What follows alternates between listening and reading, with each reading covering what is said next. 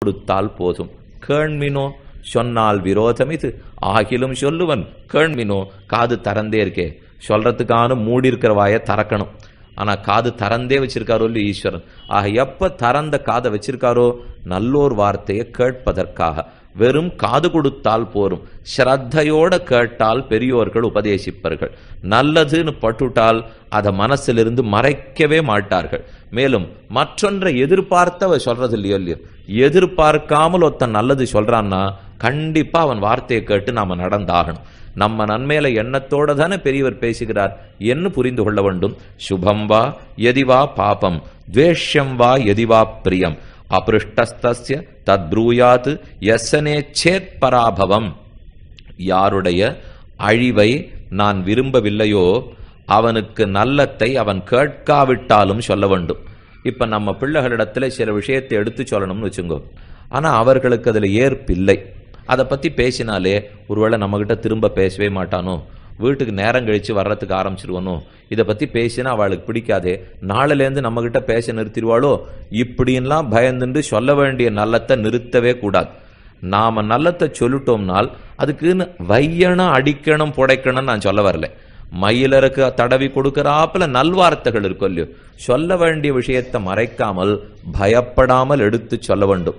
ஏன் நேர போய் ராவணன் முன்பாக அகம்பனன் ஒருத்தன் நின்னான்.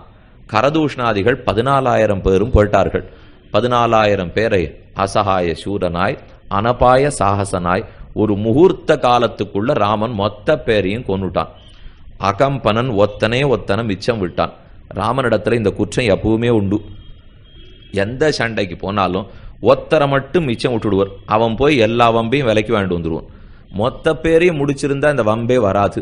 ஒரு அகம்பனன் மிச்சம் விட்டால் போயிட்டார். இது முதல் நாள்ல இருந்தே. தாட்டகையனுடைய பிள்ளைகள் மாரீச்சன் சுபாகு, இந்த 2 பேரும் ராமனை விரோதித்து வந்தார்கள். விஸ்வாமித்திரர் யாகம் பண்ணிருக்கார். யாகத்தை தடுக்கிறதுக்காக இவா 2 பேர் வந்தா. இதுல சுபாகுவை மட்டும் கொன்னுட்டு மாரீச்சனை ஓட்டி விட்டுட்டார். அன்னைக்கே முடிச்சிருந்தா இந்த மாயமானே இல்லை. 9 நாள் ராமாயணம்னு நாங்கள்லாம் தள்ளி நாளை போடவே வேண்டாம். எப்பவோ ராமாயண கதையை நாங்களும் முடிச்சுட்டு போயிருப்போம் இல்லையோ. 24,000 ஸ்லோகம் நீடிக்காதோ இல்லையோ. ஆனா முதல்லயே ஒருத்தர மிச்சம் விட்டார். சூர்பனகை என்ன காது மூக்கு அறுத்து விடுதல், தலையை வாங்கிட்டு விட்டுருக்க வேண்டியதானே. ஏன் அவர் காது மூக்கு அறுத்து விட்டா அவ போய் 4 பேர்கிட்ட கோல் சொல்லி கூட்டின்னு வந்தா. 14,000 ராட்சசர்களிலே ஒருத்தன் அகம்பனன். அவன் திரும்ப ராவணனிடத்துல போய் நின்றுண்டு ராமனுடைய பிரபாவத்தை உயர்த்த குரல்ல பேசுகிறான். ராவணனுக்கா ஒரே எரிகிறது. யாரோ ஒரு விரோதி, ஒரு மனிதன் காட்டுல அலைஞ்சிட்டு இருக்கிறவன், அவன் பெருமையை நம்முன்னே எடுத்து பேசுகிறானே, உனக்கு என்ன தைரியம் அப்படின்னு அகம்பனனை பார்த்து கேட்டான். கம்பனம்னா நடுக்கம், அகம்பனஹா நடுக்கம் இல்லாதவன். அகம்பனன் சொல்றான், உன் முன்னாடியா இருந்தாலும் நான் உண்மையத்தான் நடுக்கம் இல்லாத பேசுவேன்.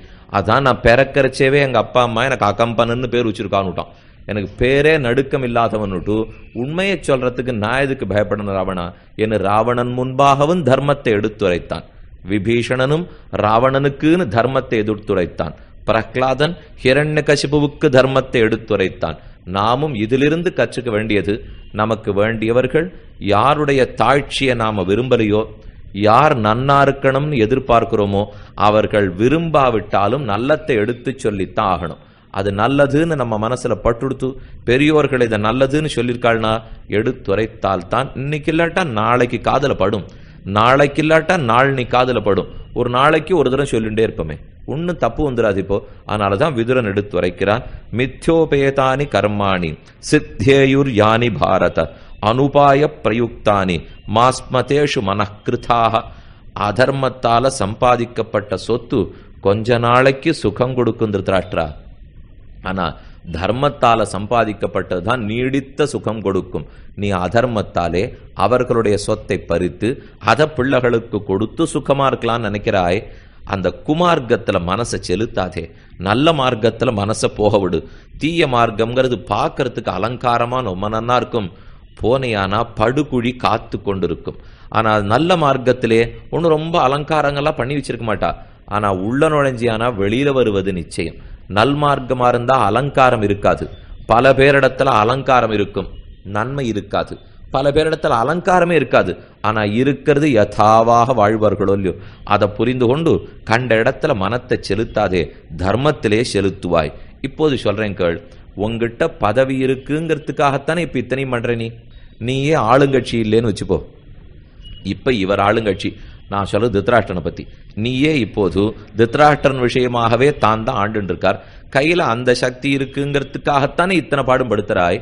அப்ப அளவு தெரியலேன்னு அர்த்தம். என் பதவியை எவ்வளவு தூரம் பிரயோகப்படுத்தலாம்ங்கிற அளவு ஒத்தனுக்கு தெரியணும்.